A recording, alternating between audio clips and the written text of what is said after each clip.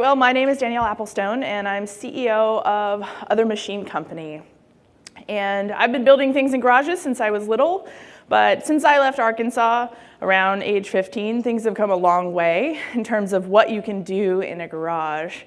And so much so that a person with about as much equipment as, like the cost of a minivan can compete with any corporate product development group. Because you can now create things that are really high quality with machines that are easy to use, portable, small, inexpensive. So what this means is that the pace of innovation in hardware doesn't have to be limited by economies of scale anymore. You don't need a ton of capital, you don't need a ton of space. You also don't need to be at a big company anymore. And what that means is that small groups of people are now able to be competitive with what used to only be possible if you were serving millions of customers every year. The other thing that has changed is not only do you not have to have a lot of money to play the game, but you don't need a lot of time. So what used to take 6 months now doesn't even take 6 weeks, it takes 6 days. You can go from idea to a functioning prototype in the hands of a potential customer in a really short period of time. All right. So what I'm pointing to is it started with software. Startups were known to be nimble, and they were eroding into software, and you could come up with a new app overnight that could take out a big portion of revenue from a larger company. But it's not only about software now, it's about hardware.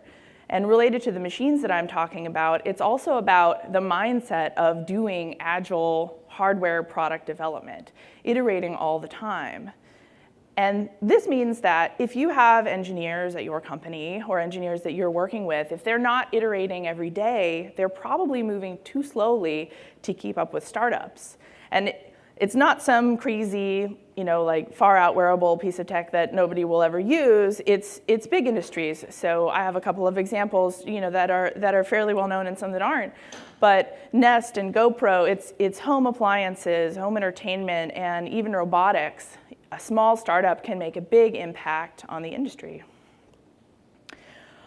But it's not only small startups that can play in this space. Big companies can participate too, just by creating a space where people can come together, different departments, different people who might have different ideas about how to improve a company, improve efficiency, come out with a new product. Simply creating a space, like this one at GE, and creating a culture that really supports that kind of exploration. This is why I care so much about hardware. I run a startup. We're in Berkeley. We used to be in San Francisco, but we needed much more space to build out our manufacturing plant. And we're kind of the polar opposite of most Silicon Valley startups, is we build hardware. We not only build hardware, we manufacture it ourselves. We work with 50 different suppliers, and we have about 80% of our components come from domestic sources all over the country and some abroad. And we bring all of these pieces together and create a product. We do final assembly in Berkeley ourselves.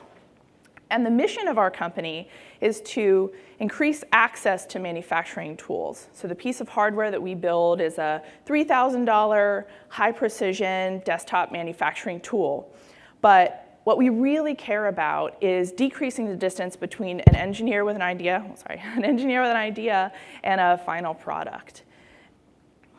So part of my job, and my favorite part of the job, is to explore how a machine like ours could potentially impact or disrupt different markets, different areas of engineering. I already know that a machine like ours is very useful to a mechanical engineer, but what about someone else? What about someone else in an entirely different industry?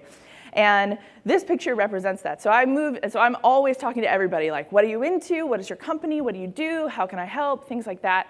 And this picture is from my neighbor. So I moved from somewhere nobody has ever heard of to Berkeley, and my neighbor happens to be a guy in biotech. So we're hanging out. It's like, hey, just making sure you're not allowed smokers with a lot of dogs or whatever, like hanging out. It turns out he gets really excited about our machine. He disappears to the back of the house, and he comes back with this thing. And he's like, can you make it? And I'm like, I don't even know what this is. So what he's shown me, and it's a little bit hard to see all the tiny little dots, but this is what's called a microarray, and it's a piece of aluminum with holes drilled in it. So 3,000, I think it's 3,000, it might even be more, crap tons of holes are drilled into this piece of aluminum. And the reason why this is important is his company does psoriasis research. And inside each of these holes, they deposit with a robot one cell and then one bead with a strand of RNA attached to it. And then what they do is they fill it all up with a bunch of different cells and different combinations, and they're trying to run thousands of experiments in parallel. And then they hit it with UV light, and the things that light up, like, yes, this is a go, this is no go, it determines the direction of their research. So this thing that's only about this big costs $3,000. It comes full of cells that he has to clean out. And so every time he has a question about, like, oh, what if we tried this? It costs him $3,000. And so the rate of innovation that's happening in his space and in his lab is limited by this thing. And so, of course, he's like, can we just make this? Because you just said your machine is high precision and it cuts aluminum. What if we could do this? So this was our first attempt. And this all happens in my garage at home, because I have one of these tools and a neighbor who's willing. And this is a 3 millimeter by 3 millimeter square. It fits about on the tip of my pinky. There are 18 wells in this, and I think there was something like 200 nanoliters in size. And what was cool is that we built this. He put it into his machine that robotically deposits all of the fluids and the cells and hits it with UV light, and voila, it works just as well as the one that was $3,000. This was our second attempt. So this is the real deal. So this was, we decided, let's have a specific volume. These are 125 nanoliters each, 900 wells in a square centimeter. And one of the cool things is that it's smaller than the one that he used to have, so he doesn't have to waste space inside his machine, and it has a handle. So he was like, the worst part about this isn't even the price, it's that, like, half the time something happens, like it gets tipped or whatever, and he's like, I just want a handle. And to me, this is awesome, because this guy doesn't have a mechanical engineering degree. He simply knows what he needs. He knows what he sees in the world, and there's literally no way to connect this person to Johnson & Johnson or whoever it is that makes that standard sample. But us together in our house could develop something that can, it might not look like much, but this little piece of metal represents a 10,000-fold decrease in the cost of running an experiment for him, because this is free. He can make as many as he wants. He buys one machine, a pile of aluminum, and then he's set. And so not only the cost, but the pace. He doesn't have to, he's not throttled by some sort of arbitrary economy of scale. He can just make what he needs, get through, and the pace of his research in finding a cure and treatment for psoriasis can move as fast as he wants. He's no longer limited. And to me, this is extremely powerful. Even though it's not about corporate development at all. This was actually a startup guy who I did this with. There's a couple different things that you need to come into play. Like, if you really want to transform the ability for people at your company to do rapid development and uncover ways to reduce costs and reduce time to market, there's some things that are now possible that weren't possible even like 5 years ago. So the ability to make high precision mechanical parts. These are just 1 inch by 1 inch heat sinks. It takes a long time to get metal parts made custom for you. Usually you have to go to a machine shop or something like that, and you have to work with 3 or 4 different people. There's the person who comes up with the idea and like designs the mock-up, and then there's the person who does the CAD, like actually designing the dimensions for things. And then there's the person who takes the CAD and makes the paths that the machine is going to run. And then there's the person who actually operates the machine. And so there's 4 different people who are involved in this process. But now you can just be one person with your hands on the tool and get the things that you need. In addition to that, electronics fabrication used to be something that nobody really did in-house. It would take forever. People would either have to, if they wanted to do electronic fabrication in-house, like rapid prototyping, they would have to use chemical etching, which was cumbersome. Not all businesses would even allow the kind of chemicals and stuff that you needed to do this. And so your only alternative was to work with an outside manufacturer who would charge you, $150, $200 to run a board, to make a prototype of a board for you. But now you can do that in 20 minutes. So 2 days, $200 now becomes 20 minutes, and you can do it in-house. The other thing that's really important is plastics. So 3D printing, hype cycle. There's all kinds of misinformation, good information. Just a lot of people have an opinion about 3D printing. But what I do know is that some forms of 3D printing are getting really good, and so good that I think that the machine that made these was about $7,000. Being able to 3D print things with a fine enough detail that they're actually acceptable for medical applications in the real world, in production. So you can have a fleet of these 3D printers that are just doing their thing, producing production quality parts without a lot of maintenance. The other part that's really important, and I was actually happy, if you were in the previous talk with the guy who was sending things to space, he was using one of these tools that's really free. So not only does the machine have to be inexpensive, but the software to run it and the software to design for it has to be cheap too, and has to be easy enough for someone to teach themselves. Because the last thing you want to do is be like, sweet, here's a bunch of tools, here's a bunch of software. Maybe you'll be able to get something useful out of it in the next 6 months. Nobody's really going to wait that long. But thankfully, there's better software for design. It's basically free. So for the price of kind of like a cable bill, you can get access to all the software that you need to design something even as complicated as a car. Not only design it, but manufacture all of the parts for it. And this is pretty huge, because it has been a missing piece of the puzzle for a long time. Software, if you wanted to buy all of the pieces of software that were on that could add up to about $50,000 just in software. And that's not like a one-time fee, that's like annually. But now that's all gone away. And there's free software that's just as powerful enough for the Made in Space guys, and powerful for big businesses also. All right, so if you wanted to put the tools in the hands of the engineers, there's there's 5 different categories of types of tools you need to really be able to make a whole product. Because there's not just a one, you don't do everything with a hammer. There's a screwdriver, there's a saw, there's a lot of different tools you need in order to build hardware. This is the thing that we build. It's called a computer-controlled milling machine, or CNC mill. And it does high precision work, about 1/1000th of an inch in tolerances. You can cut in aluminum, you can do circuit boards. That gets you your precision metal pieces and your circuit boards. The next thing that you need is a 3D printer, but this is the fine detail. So when you need something that is really precise, it fits in well with another part, it's a functional plastic part. The resolution of it's called an SLA, it's basically a laser. So you have a fluid that is a polymer, but it's in its liquid form. And then you hit it with a laser and it solidifies. So that's what this does, is you use a laser to draw in a liquid and then you get a 3D form out of it.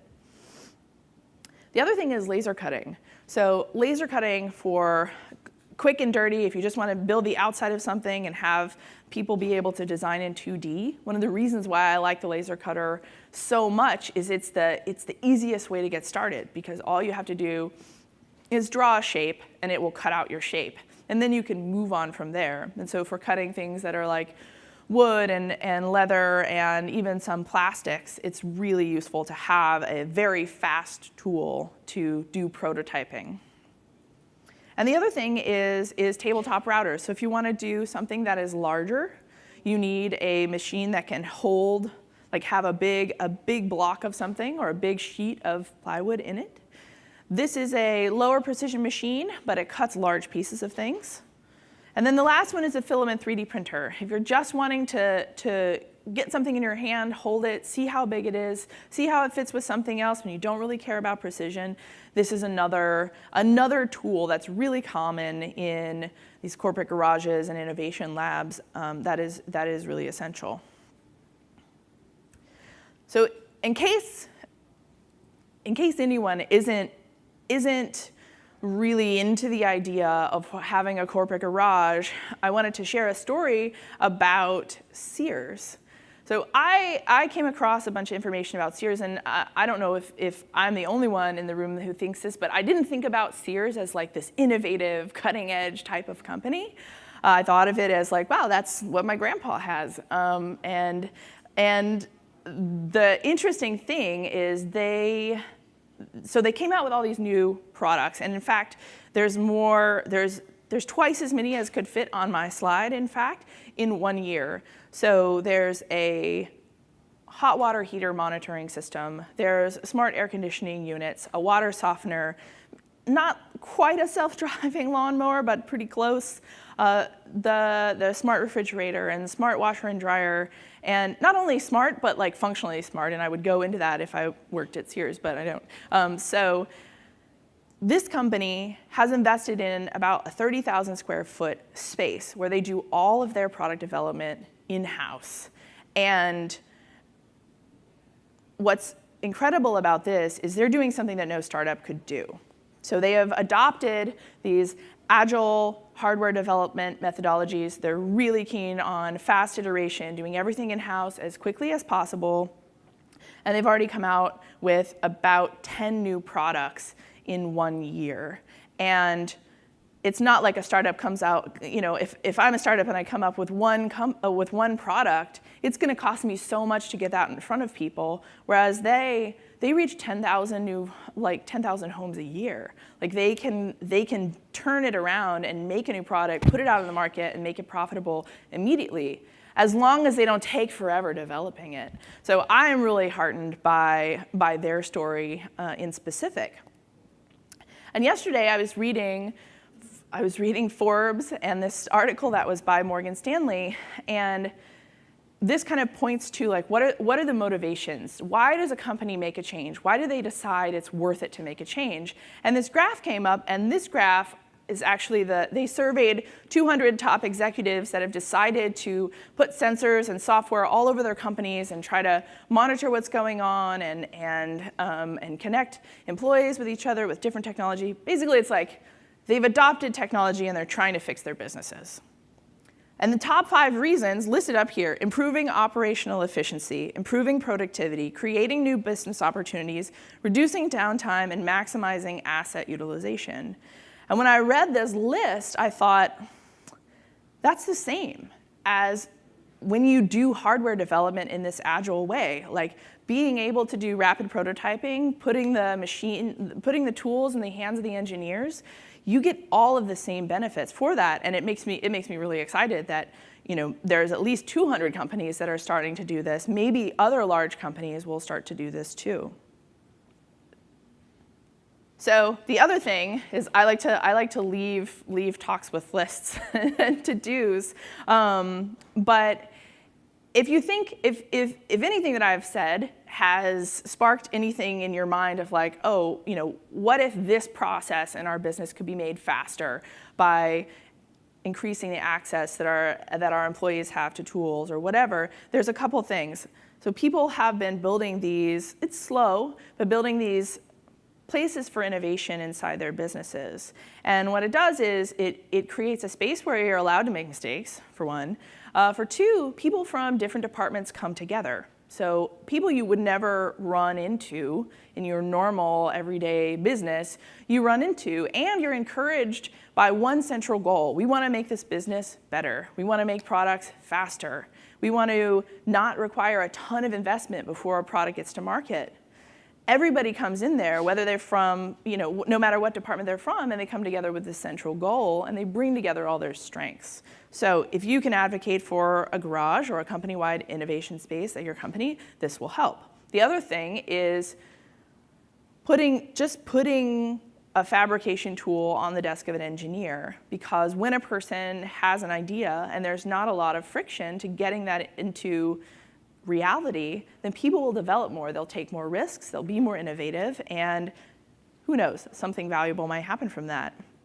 And the other thing is cross-pollination. So being willing to partner with startup companies to get your engineers thinking differently, to get their engineers thinking more about production, is a win-win for everybody.